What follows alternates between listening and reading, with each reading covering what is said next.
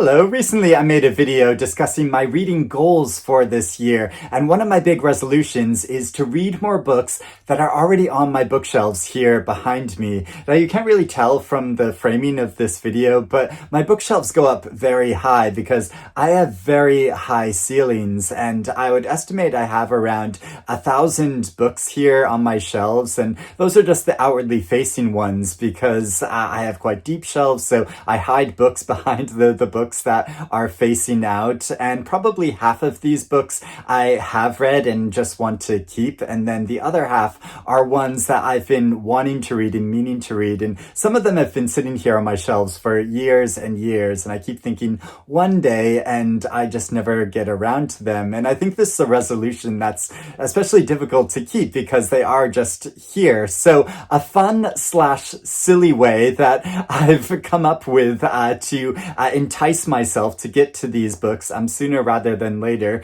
is to turn my own personal library into a bookshop and pretend that it's a bookshop that I'm strolling through to make up a list of books that I want to read before the end of the year and to hopefully get to them sooner. So I was partly inspired to do this by, Barbra Streisand famously has converted her basement into a personal shopping mall with actual shop fronts and all of that. And but also it's kind of like the Criterion closet where directors and actors go into the Criterion collection and pick out films that they want to take away. So I have my own personal shopping bag here, which is books are my bag, colorful shopping bag, which I will take with me into this shop to pick out a list of titles. And also I thought this would kind of function as like a bookshelf tour because I haven't done one of those for quite a while. I have done bookshelf tours before, and I'll put links below to those videos if you want to see how I actually organize all of my bookshelves. And I'll primarily stick to looking through the shelves here because I do have other bookshelves in my living room with a lot of hardback books, and some of these are amongst my most favorite books of all time, and so those are mostly ones that I have already read, and I also have a little Joyce Carol Oates shelf. Well, not so little. I have 3 shelves of Joyce Carol Oates books there, and I have read quite a lot of those books as well. So yeah, I'll primarily stick to this single room. So let's do a little shopping, shall we? So here I am, out for a stroll, just doing a little shopping and having a look around, and oh, what is this? The Lonesome Reader Bookshop. That sounds promising. Shall we have a look inside and see? Wow, look at all of these books. Whoever created this bookshop obviously has fantastic taste. So, okay, I'm gonna have a good browse around and see if there's anything that sparks my interest. And yes, these bookshelves do go up very high. I can't quite reach, but luckily there is this handy library ladder here that I can use to get to the top. I'm gonna use this straight off because I see a book close to the top that has really sparked my interest. So I'm going to go up here, and just like going into a real bookshop, one of the fun things about looking through the shelves is seeing books that I have read and loved. So here there's Jim Crace's Harvest, and there's Michael Cunningham's The Hours, and a book that I'm really drawn to is Laura Cumming's On Chapel Sands because I read her nonfiction book Thunderclap last year and really loved it. This is an earlier book by her that came out in 2018 or 2019, and this is a story which concerns a girl that went missing from a beach one day and turned up 5 days later, and about the whole mystery surrounding that and how it connects to a much bigger mystery that stretches across the world, but also leads to an investigation into her mother's life and to her family life. And I really love the way that Cumming combines these kind of larger nonfiction histories with also a personal history. So this is definitely one that has now gone into my little bag here. Another book that's quite high up on my bookshelves that I'm really drawn to is Edith Holler by Edward Carey, and this has only been sitting on my shelves for a couple of years, but it was a present from my parents, and I always feel especially guilty when I don't read a book that someone buys me as a gift. And I loved reading Edward Carey's previous novel, The Swallowed Man, and this is a story that is set in Norwich in England in the early 1900s, and follows a woman named Edith Holler who's confined within a theater. Her father warns her that she shouldn't travel beyond the bounds of this theater. Everything she knows of the world is just from this theater, and while she's staying there, she writes a play. So it's following this story, but also Edward Carey, he always includes lots of drawings in his novels, which I think is really novel and unique. And also, when I first came to England, I went to Norwich to study there, so it has a special personal resonance for me. Now, we're coming up to a new International Booker Prize season, and so another book that has been sitting on my shelf for years is the novel Black Moses by Alain Mabanckou, and this was a finalist for the International Booker in the year that it came out. And the story is kind of a play upon both Oliver Twist and Robin Hood, but it's set in the Congo in the 1970s. It follows a boy who's at an orphanage which he escapes from, that's run by a tyrannical director, and he joins a group of merry men that are thieves and stealing from the rich. And so it's a creative new way of telling this tale and setting it within recent African history. Quite a long novel that got a lot of hype in the year that it came out of 2017 was The Nix by Nathan Hill,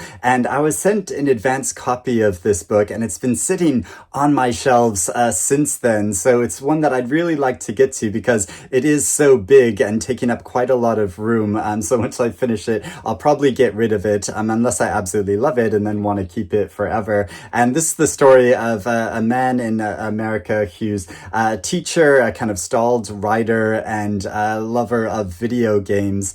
And it follows him as he investigates his mother's personal history and following this family story. So I'm really looking forward to finally getting to this. And this takes up quite a lot of room in my bag, which is getting quite heavy now.